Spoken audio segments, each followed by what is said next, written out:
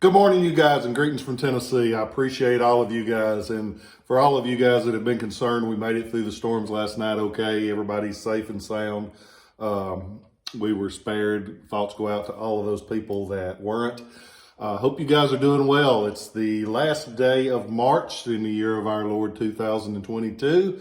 Glad to be with you guys again. And today we're going to talk about something that is a weird design. I remember the first one of these guns that I saw, I thought, what the hell is that? Because it looks goofy and the mechanics don't work right. And well, I'm gonna tell you about that weird gun that I thought that went from weird to interesting to, I like that gun. That's kind of cool. It's a gun that is known as the walking beam. And they call it a walking beam. Starts off with a weird story. But there was a walking beam steam engine of the day that had mechanics that looked kind of similar to this. And so it got that nickname, it just stuck. It was patented in September of 1854 by a fellow named Fordyce Beals. F. Beals is the way it'll be marked on the left-hand side of the frame. It'll be marked F. Beals, patent September 1854. And Beals would be very important to the Remington Company later on. You'll hear the Remington Beals. He had several patents that were important to those cats. This one, though, was made for the Whitney Company in Whitneyville, Connecticut, and it's so marked along the top of the frame. It's the same Whitney that gets the credit for inventing the cotton gin. Not going to get into that argument today. But Whitney was long since dead. He died years before this gun was ever made. But they used his name because everybody knew Whitney. Today, people still know Whitney, so they used his name. But the gun itself fires 31 caliber. They made them two versions. They made them in a 28 caliber and a 38 caliber. Total production, 3,200 approximately. Of that 3,200, there were 2,300 of this model. So this was the largest production. There's three main variations, a lot of little variations, but the three main variations on these guns. And this is the largest production, 2,300. 31 caliber, they'll show up with different barrel lengths. This one to me looks more appropriate for the gun. You'll see them where they got a great big long barrel. It looked kind of goofy on the end of it, but hey, people, you could order them any way you wanted them. If you had the money, honey, they got the time. These guns are weird though because of the mechanics. We'll go over the gun a little bit. On the backside, they have a huge shield like this, and it covers almost the whole side of the gun. Wild looking design. But the way these things work, after the gun is fired, the hammer's completely down. When you cock it back to a half-cocked position, the trigger is actually ready to pull and fire. But the trigger does more than just release that hammer. What happens is you push that forward and it rotates the cylinder itself. Like a walking beam steam engine of the day, pushing it up and down. And so, weird design, because the first one I handled, I thought, mechanics doesn't work on the gun. Yep, they work just like they're supposed to. They just don't work like we usually expect them to work. But this one still works. And once you have that rotated to the chamber that you need, you cock it all the rest of the way back.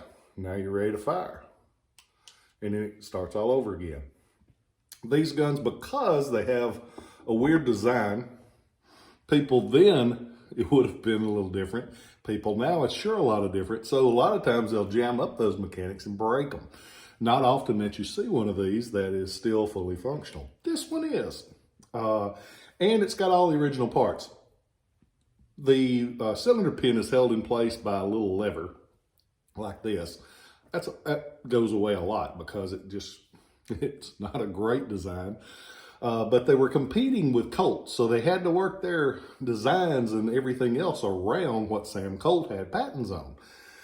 And this is one of the guns that did such a thing. Two-piece walnut wood grips. These are real pretty on this one. These guns, for some reason, when you see them, a lot of them are beaten up. This one's nice from both sides. You can still see some of the cylinder seam going around the cylinder. And when we say cylinder scene, they just decorated the cylinder to make them a little bit more appealing and stand out a little bit more. This one still has a good bit of the scene itself. It's, as of the time of this video, it's on ShilohRelics.com. You can go on there and you can see it from every angle. I hope that you do that thing. I hope you look around, because I've added a bunch of stuff I hadn't had a chance to talk about.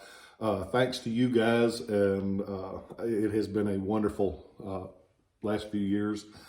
Today is a very special but a very hard day for me. And you know, I try to share because hopefully it might help somebody somewhere. 5 years ago today, I lost my wife, Lori.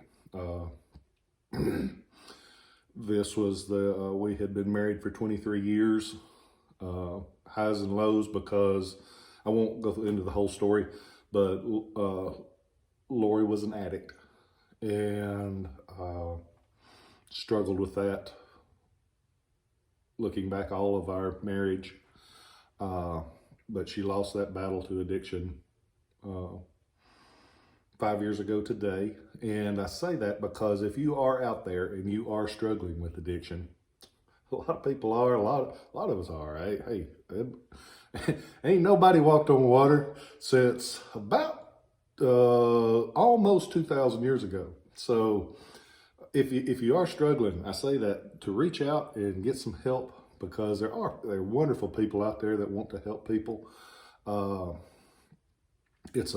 There's no shame at all in asking for help. I ask for help all the time because we all need it. We all deserve it. If you are wanting to make yourself and your life better, don't ever hesitate to ask for help, because it's a smart thing to do. It will get you further in life, because nobody can carry the weight of the world on their shoulders by themselves. And there's a t-shirt. But if you are struggling, or you know somebody that's struggling, reach out to them, because they might be mad at you when you try to help them, but eventually they will see that you care. You're not trying to run their life. So if you're having trouble, you need help, reach out. If you know someone that is, try to be that friend. It's a hard thing to do. Addiction is harder on the people around, and this is a thing that is a hard statement, but addiction is harder on the people around the addict sometimes than it is on the addict, because the addict is in a fog that doesn't know what the reality of the world is. And if you need help, don't hesitate to ask. If you think you might need help, you need help. It's as simple as that. If you feel like you need it, if you feel like you need it that much, you probably need it that much. So ask for help. Remember that people love you. Remember that it is a good world. You hear about bad crap all the time, but there's a lot of good in this world. Sometimes you just have to look harder to find it. I hope you guys are well. I hope your day is the best day you've ever had in your life, because you deserve it. I will catch you next time. I love you.